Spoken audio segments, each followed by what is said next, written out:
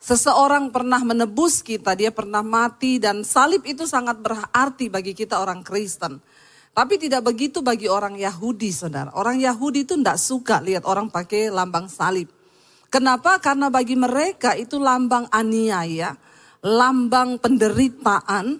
Ya, kenapa? Karena pada zaman itu setiap orang yang berbuat kesalahan yang sangat besar, dia harus dihukum, yaitu lewat cara penyaliban. Ya, kenapa? Mungkin ada yang berkata, kenapa Yesus nggak ditembak mati? Ya memang pada zaman itu hukuman matinya adalah salib. Ya, bagi orang Yahudi, bagi orang yang sudah berbuat jahat yang tidak lagi dapat diampuni, maka salib itu adalah hukuman terberatnya. Dan itu ditaruh, kalau saudara yang pernah pergi ke Israel, kita melihat itu ditaruh di depan tempat umum, di tengah kota. Dengan tujuan apa? Supaya semua orang melihat bahwa orang yang tergantung di salib itu adalah benar-benar orang yang bejat, menjadi tontonan umum. Setelah dia disiksa, maka dia akan digantung, dibiarkan sampai mati sendiri di atas salib. Itu adalah penghukuman yang begitu luar biasa. Makanya orang Yahudi tuh nggak suka pakai orang yang lihat orang pakai lambang salib. Waktu saya bawa grup di Israel, ya seorang tour guide itu dibilang di sana, Bu, ya bagi orang Yahudi tuh mereka nggak suka dengan lambang salib. Kenapa? Bagi kami, saya bilang orang Kristen itu sebuah kebanggaan karena kami telah ditebus oleh darah Yesus. Oh, enggak begitu dengan orang Yahudi. Karena mereka melihat salib itu melihat sebuah penghukuman, aniaya dan penderitaan. Ketika para mahkamah agama mencari kesaksian, mereka berusaha, saudara. Apa yang kira-kira dapat dituduhkan kepada Yesus? Dan Alkitab mencatat di situ imam-imam kepala, ya malah seluruh mahkamah agama itu apa? Mencari kesaksian palsu ya terhadap Yesus supaya ia dapat dihukum mati. Untuk orang bisa dihukum mati ya harus sepadan dengan penghukuman salib itu. Misalnya dia bunuh orang, dia perkosa orang, atau dia seorang penjahat. Lalu dikatakan di sana, tetapi ayat yang ke-60, tetapi mereka apa? Tidak memperolehnya. Walaupun tampil banyak saksi dusta, tetapi akhirnya tampillah 2 orang. Saksi-saksi dusta sudah dimunculkan untuk ya bisa menjerat Yesus masuk ke dalam penghukuman mati. Tapi ternyata semua kesaksian mereka itu tidak cukup memberatkan Yesus. Tidak cukup meyakinkan ya pemerintah untuk mengambil tindakan menyalibkan Yesus. Lalu muncul 2 orang, saudara, dikatakan di sana. Dan akhirnya tampillah 2 orang, ayat 61 berkata di sana, yang menyatakan orang ini berkata, baca bersama 1, 2, 3, aku dapat merubuhkan bait Allah dan membangunnya kembali dalam 3 hari. Ini adalah kesaksian yang cukup untuk membuat Yesus diseret lalu dihukum, salib dan bahkan dibunuh. Tetapi memang inilah ya alasan Yesus datang ke dalam dunia untuk menyelamatkan kita. Dia berkata begini, ya orang itu bilang, orang ini berkata, aku dapat merobohkan bait Allah dan membangunnya kembali dalam 3 hari. Dan lalu ayat 62 berkata di sana, lalu imam besar itu berdiri dan berkata kepadanya, ya, tidakkah engkau memberi jawab atas tuduhan-tuduhan saksi ini terhadap engkau? Saudara, Yesus tidak mau mati dengan kesaksian palsu. Tetapi dia harus menyatakan dengan benar. Kenapa dia harus dihukum mati? Karena memang dia datang untuk mati. Dan orang harus tahu alasan dari Yesus mati itu apa. Makanya di depan mahkamah agama, kesaksian palsu yang dihadirkan semuanya tidak cukup untuk menghukum Yesus mati. Karena memang Tuhan tidak mau dengan kesaksian palsu. Kita aja di dunia tidak mau, saudara, kalau seseorang dijatuhi hukuman atau pembelaan berdasarkan kesaksian palsu. Allah, Tuhan kita bukan Tuhan pecundang yang harus mati dengan kesaksian palsu. Tapi dia harus memberitahukan kenapa dia harus dihukum mati dan untuk itu dia layak untuk dihukum mati. Dan satu-satunya alasan yang akhirnya membuat mereka itu panas dan jengkel dan benar-benar marah saudara, adalah sebuah perkataan yang ini bukan palsu. Memang Yesus pernah berkata, aku akan merobohkan bait Allah ini dan aku akan membangunnya kembali dalam waktu 3 hari. Bagi orang yang tidak mengerti arti dari maknanya, itu pasti mereka tidak mengerti saudara. Dan memang orang-orang ini tidak mengerti karena mereka tidak dibukakan hikmat. Lalu imam besar itu berdiri dan berkata kepadanya, tidakkah engkau memberi jawab atas tuduhan-tuduhan saksi-saksi ini terhadap engkau? Ayat 63, baca bersama. Tetapi Yesus tetap diam. Lalu kata imam besar itu kepadanya, demi Allah yang hidup, katakanlah kepada kami, apakah engkau Mesias, anak Allah atau tidak? Ya, karena yang dapat merobohkan bait Allah itu hanyalah Allah sendiri. Nanti kita akan belajar kenapa mereka marah dan terpancing emosi. Betapa bait Allah itu adalah sebuah tempat yang sangat berarti bagi umat Yahudi. Ya, dan dia bertanya, apakah engkau anak Allah, apakah engkau Mesias itu? Ya, jawab Yesus ayat 64. Engkau telah mengatakannya, akan tetapi aku berkata kepadamu, mulai sekarang kamu akan melihat Anak Manusia duduk di sebelah kanan yang Maha Kuasa dan datang di atas awan-awan di langit. 65. Maka imam besar itu mengoyakkan pakaiannya dan berkata apa? Ia menghujat Allah. Untuk apa kita perlu saksi lagi? Sekarang telah kamu dengar hujatannya. Bagaimana pendapat kamu? Mereka menjawab dan berkata, ia harus dihukum mati. Dan memang ada alasan kenapa Yesus dihukum mati. Sebab dia berkata, bait Allah ini akan dirobohkan dan dalam waktu 3 hari akan dibangun kembali. Ayat 67 berkata, lalu mereka meludahi mukanya dan meninjunya. Orang-orang lain memukul dia. Dan berkata, cobalah katakan kepada kami, hai Mesias, siapakah yang memukul engkau? Saudara, apa artinya? Ya, merobohkan bait Allah dan akan membangunkannya kembali dalam waktu 3 hari. Mari kita buka bersama Roma pasal yang ke-5, saudara. Roma pasal yang ke-5, firman Tuhan di sana berkata ayat yang ke-12 mulai. Ya, Roma 5 ayat yang ke-12 saudara, firman Tuhan berkata demikian, Adam dan Kristus, judul perikopnya. Sebab itu sama seperti dosa telah masuk ke dalam dunia oleh satu orang, dan oleh dosa itu juga maut, demikianlah maut itu telah menjalar kepada semua orang, karena semua orang telah berbuat dosa. Ayat 13, sebab sebelum hukum Taurat ada, telah ada dosa di dunia. Tetapi dosa itu tidak diperhitungkan kalau tidak ada hukum Taurat.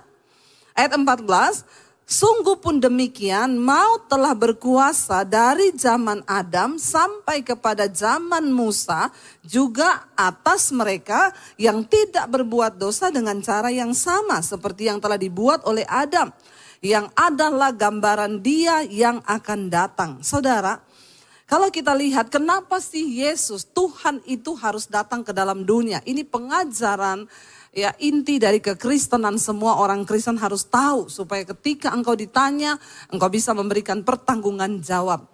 Alkitab berkata dosa telah masuk ke dalam dunia lewat satu orang yang namanya Adam. Ya, ada nama Adam di sini?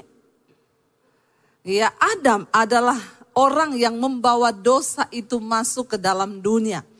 Oleh satu orang, ya dosa itu juga adalah maut. Waktu dosa masuk ke dalam dunia itu artinya maut, yaitu kehidupan, kebinasaan bagi manusia. Kenapa?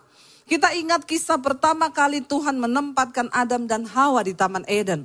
Tuhan berkata, semua buah di pohon di taman ini boleh kamu makan, kecuali satu buah pengetahuan yang baik dan yang jahat. Kenapa? Karena pada waktu engkau memakannya, maka engkau akan mati. Apa artinya mati? Terpisah dari Allah.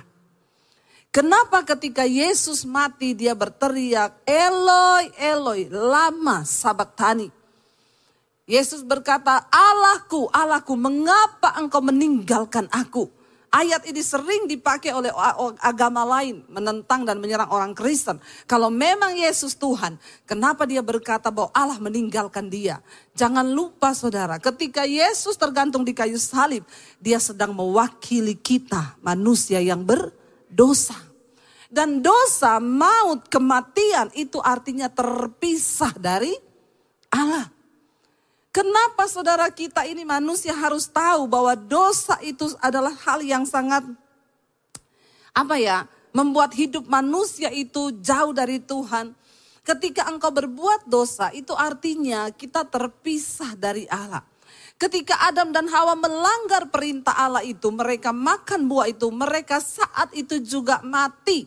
Bukan mati saja secara fisik, tapi mereka juga mati secara roh, yaitu binasa karena terpisah dari Allah. Perasaan itu yang Yesus alami ketika dia mati di kayu salib. Dia berkata, Eloi, Eloi, lama sabachthani. Kenapa engkau meninggalkan aku Bapa? Karena dia sedang berseru mewakili orang berdosa yang harus mati ke dalam alam maut untuk menyelesaikan dosa saudara dan saya. Sama seperti dosa yang masuk ke dalam dunia oleh satu orang yaitu Adam. Dan dosa itu menjangkiti semua orang yang ada di dunia. Dan dosa itu adalah dikatakan kematian atau kebinasaan. Sebelum hukum Taurat ada, dosa telah ada. Tetapi dosa itu tidak diperhitungkan kalau tidak ada hukum Taurat. Tuhan membawa hukum ke dalam dunia agar hidup manusia itu menjadi baik. Mau dikembalikan kepada posisi semula. Tapi ternyata tidak bisa karena dosa itu memang menarik saudara. Ayat yang ke-15 berkata, kita tahu bersama dosa itu upahnya maut, semua pasti mati, kehilangan kemuliaan Allah, kita terpisah dari Allah. Tapi ayat 15 berkata di sana, kita lihat, tetapi karunia Allah tidaklah sama dengan pelanggaran Adam. Sebab jika karena pelanggaran satu orang semua telah jatuh di dalam kuasa maut, jauh lebih besar kasih karunia Allah dan kasih karunia yang dilimpahkannya atas semua orang karena satu orang, yaitu siapa? Yesus Kristus. Dan kasih karunia tidak berimbang dengan dosa satu orang. Sebab penghakiman atas satu pelanggaran itu telah mengakibatkan penghukuman. Tetapi penganugerahan karunia atas banyak pelanggaran itu mengakibatkan pembenaran. Sebab ayat 17 berkata, jika oleh dosa satu orang maut telah berkuasa oleh satu orang itu, maka lebih benar lagi mereka yang telah menerima kelimpahan kasih karunia dan anugerah kebenaran akan hidup dan berkuasa oleh karena satu orang, yaitu siapa? Yesus Kristus. Kita tahu sejak manusia berbuat dosa, dia terpisah dari Allah dan manusia itu terus berusaha membangun kembali hubungan dengan Tuhan. Tapi saudara, akibat dosa kita benar-benar tidak dapat kelayakan. Akhirnya peraturan demi peraturan hukum Taurat datang. Kalau kamu berbuat dosa, kamu harus menyembelih lembu, sapi, domba, dan engkau harus mencurahkan darahnya. Imam-imam itu harus masuk mengadakan pendamaian di dalam bait Allah. Kenapa tadi saya berkata bait Allah begitu penting bagi umat Yahudi? Karena itu adalah sebuah tempat mereka mengalami perjumpaan dengan Allah. Dan bait Allah itu sendiri adalah tempat pengampunan dosa. Dan hanya Allah lah yang berkuasa untuk mengampuni dosa. Bagi mereka pernyataan Yesus itu sangat menghujat karena dia berkata dia akan merobohkan bait Allah itu. Dan membangunnya hanya dalam waktu 3 hari. Saudara bayangkan, kalau sampai hari ini Yesus itu tidak datang, dia tidak mati. Maka saudara bisa bayangkan seluruh umat manusia di dunia. Kita kalau bikin dosa, harus pergi cari lembu, sapi, kambing domba untuk dipersembahkan darahnya. Dan kalau kita baca peraturan hukum Taurat, engkau bikin dosa ini, engkau harus sembelih yang tambun, yang berumur sekian bulan, engkau bawa dengan roti yang tidak beragi, engkau persembahkan dengan tepung 1 eva dengan ini. Peraturan hukum Taurat itu begitu rupa. Saudara bayangkan, kalau Yesus tidak datang sampai hari ini, kira-kira cukup enggak itu kambing domba yang dijual di pasar dan peternakan untuk menghapus dosa kita? Hello? Cukup? Maka akan kekurangan kambing domba. Kenapa? Karena dosa manusia lebih banyak daripada. Amin. Dan saudara, ketika Yesus menyatakan pernyataan itu, karena dia melihat memang sudah tidak bisa. Manusia itu diselamatkan dengan apapun gak bisa. Dosa mereka sudah terlalu bejat. Manusia itu sudah terlalu kotor. Dengan darah apapun tidak sanggup lagi untuk membersihkan dan menguduskan. Jadi harus Allah yang turun dalam rupa manusia itu. Banyak orang bertanya, kalau dia memang Tuhan, kenapa dia harus jadi manusia? Memang untuk menunjukkan jalan keselamatan, Allah itu harus menjadi manusia. Supaya manusia itu mengerti. Ya, kita mau bicara sama semut, saudara. Kalau kita lihat semut mau jatuh di jurang. Lalu kita bilang, semut, kamu mau jatuh loh di jurang. Kira-kira dia mengerti enggak? Enggak, maka kita harus jadi semut untuk bisa bicara kepada semut. Allah yang begitu hebat, begitu mulia, berbicara lewat nabi-nabinya. Dia sampaikan hukum-hukumnya, tapi nabinya dibunuh. Bangsa Israel memberontak, manusia tetap menjadi bejat karena memang lebih mudah untuk hidup dalam dosa ketimbang hidup dalam kebenaran. Maka Allah berinisiatif dan Alkitab berkata, karena begitu besar kasih Allah akan dunia ini, sehingga diberikannya anaknya yang tunggal, supaya barang siapa percaya pada dia tidak binasa, melainkan beroleh hidup yang kekal. Ya, kita belajar dari Yesus, ya ketika 3 tahun dia selesaikan semua kehendak Bapa, dan dia berkata, sudah selesai. Bapak Ibu yang terkasih, ini adalah makna kenapa Yesus harus datang. Ya, dia berkata, dia robohkan bait Allah. Dan dia akan membangunnya kembali dalam waktu 3 hari. Ya, dan akhirnya saudara, Alkitab berkata ketika Yesus mati di atas kayu salib, tabir itu terbelah menjadi 2. Yang memisahkan antara ruang Maha Kudus dengan pelataran ruang kudus. Tidak ada seorang pun yang bisa tembus masuk ke ruang Maha Kudus selain para imam. Dan para imam pun yang masuk ke sana untuk mengadakan pendamaian dosa bagi umat. Mereka harus kudus. Maaf saudara, saya baca di perjanjian lama. Imam-imam kalau dia besok akan bertugas masuk ke ruang Maha Kudus. Kadang mereka takut tidur. Kenapa? Dia takut mimpi basah. Kalau dia mimpi basah, maka pasti dia mati besok di ruang Maha Kudus. Betapa kudusnya kekudusan Tuhan itu. Tidak sembarang imam bisa masuk. Jadi imam itu masuk kakinya diikat. Ada lonceng gemerincing di bawah kakinya. Yang menandakan bahwa imam itu masih hidup. Kalau sudah tidak ada bunyi lagi, berarti imam itu mati di ruang Maha Kudus dan mayatnya harus ditarik saudara. Sebab tidak ada seorang pun yang boleh masuk di antara tabir ruang Maha Kudus itu. Saudara bisa bayangkan kalau sampai hari ini itu semua masih berlaku. Orang yang bikin dosa banyak. Cari imam yang benar-benar kudus dan bisa layak masuk ke ruang Maha Kudus. Itu begitu terbatas karena banyak imam yang mati di dalam ruang Maha Kudus. Ya, makanya saya selalu bilang kita sekarang enak pelayanan, naik mimbar, turun mimbar. Habis naik mimbar kita bersinah. Ya, banyak orang yang selingkuh, nggak mati. Ya, kenapa? Karena anugerah. Tapi jangan salah. Ya, tidak selamat nanti ke depan. Tapi waktu itu tidak ada anugerah. Imam pun salah. Bayangkan loh, saya baca di Alkitab. Dia gak berani tidur, mimpi basah aja kan mimpi basah dia gak mau sebenarnya saudara.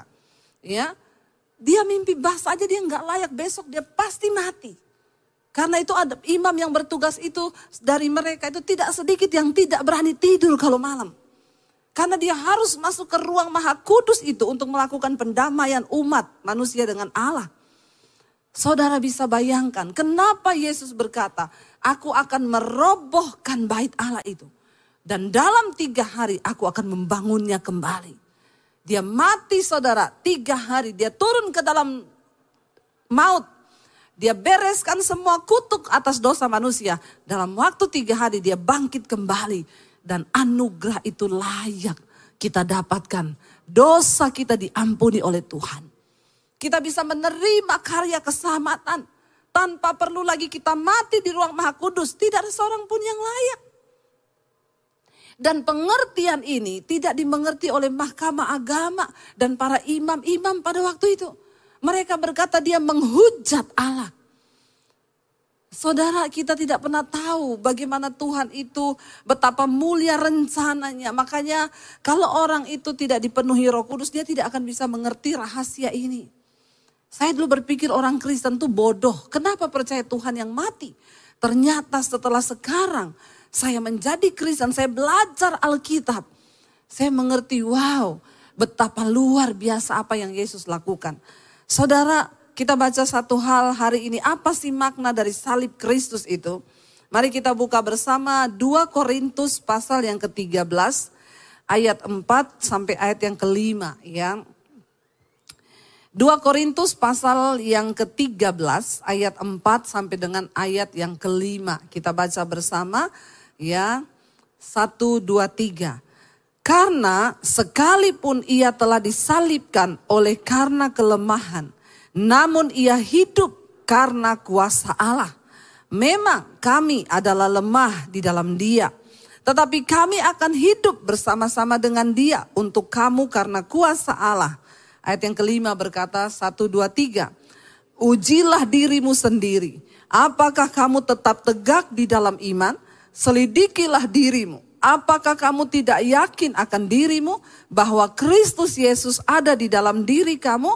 Sebab jika tidak demikian, kamu tidak tahan uji. Bapak Ibu yang terkasih, Rasul Paulus berkata, sebab sekalipun ia telah disalibkan oleh karena kelemahan dan dosa kita, kutuk kita. Dia disalib karena kelemahan dan dosa kita. Namun ia hidup karena kuasa Allah. Karena itu Rasul Paulus berkata saudara pada hari ini, memang kita semua ini adalah lemah. Ya, kita semua ini adalah lemah di dalam Dia yaitu Kristus, tetapi kita akan hidup bersama-sama dengan Dia ya karena kuasa Allah. Orang-orang yang selalu membawa salib Kristus dalam kehidupannya, engkau akan melihat kuasa Tuhan. Salib adalah sebuah kebanggaan bagi kita. Salib itu artinya apa? Mati, saudara. Ketika Yesus berkata, engkau harus disalibkan bersama-sama dengan aku. Bukan berarti saudara nanti pulang digantung di salib. Artinya apa saudara? Engkau harus mati. Bagi dirimu sendiri, bagi dagingmu, bagi semua hal-hal dosa dalam diri kita. Supaya kita bisa melihat kemuliaan Tuhan. Salib mengingatkan kepada kita tentang kematian daging. Salib mengingatkan kepada kita tentang pengorbanan. Salib mengingatkan kepada kita tentang kasih yang sejati. Yesus mengalami semua hal. Dia dipukul, itu cambuk itu bermata duri loh.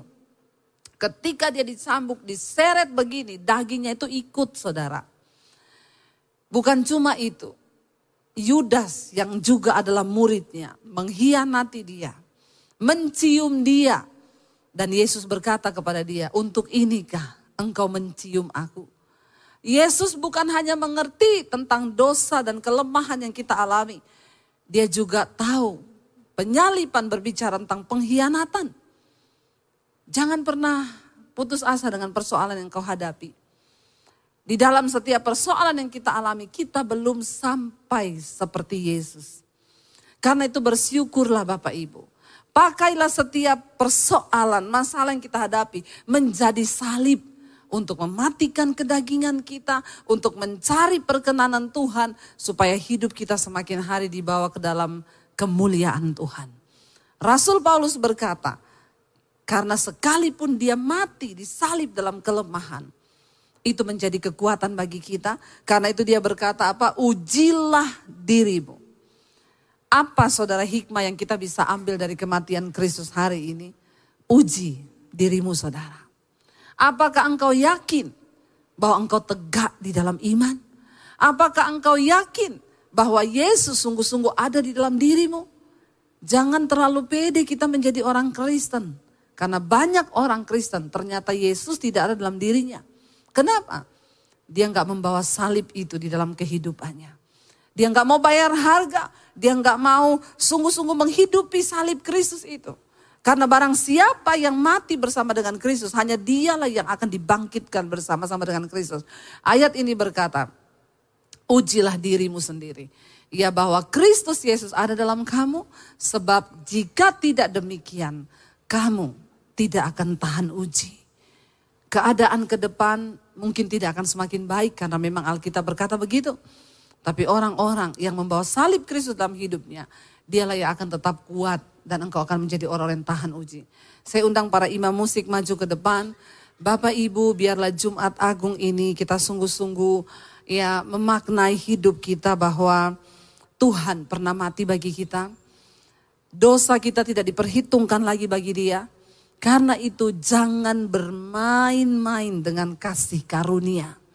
Kasih karunia itu mahal harganya. Penyiksaan yang begitu hebat untuk membawa kasih karunia itu sampai ke dalam hidup kita. Betapa naifnya kalau ada di antara kita yang sudah mengalami penebusan Kristus. Tapi yang bersinah masih tetap bersinah. Yang selingkuh tetap selingkuh. Saudara yang homoseksual tetap homo. Engkau tidak menghormati pengorbanan Kristus dan engkau menginjak-injak darah anak domba Allah itu. Apa yang engkau perbuat hari ini? Rasul Paulus berkata, ujilah dirimu. Apakah engkau yakin Kristus ada dalam dirimu? Apakah engkau yakin bahwa engkau berdiri teguh dalam iman ketika engkau menerima karya keselamatan itu? Sebab jika tidak demikian, engkau tidak akan tahan uji. Keselamatan yang Tuhan berikan akan menjadi sia-sia. Karena kita semua satu saat kelak akan berdiri di hadapan tahta pengadilan Kristus untuk memberikan pertanggungan jawab. Bagaimana engkau menghargai pengorbanan Kristus? Kita mau katakan di hadapan Tuhan, karya terbesar Tuhan dalam hidup kami itu adalah pengorbanan. Kasih yang terindah, kasih yang mulia. Ajar kami menghormati itu semua Tuhan. Mari bangkit berdiri bersama Bapak Ibu. Terima kasih Tuhan.